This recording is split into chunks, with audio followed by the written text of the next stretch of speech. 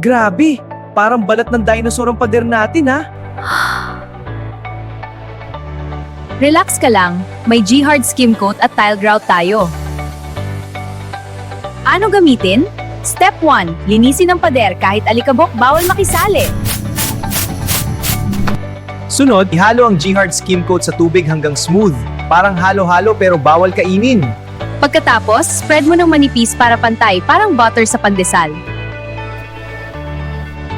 At kapag tuyo na, sanding lang konti, boom! Makinis na parang filter.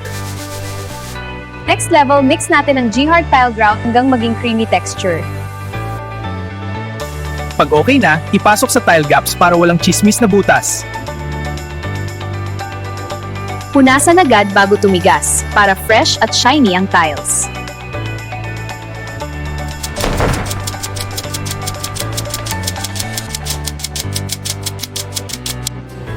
Uy! From dinosaur wall to showroom wall. DIY lang yan pero mukhang ginawa ng pro. Kung finish ang usapan, G-Hard ang solusyon.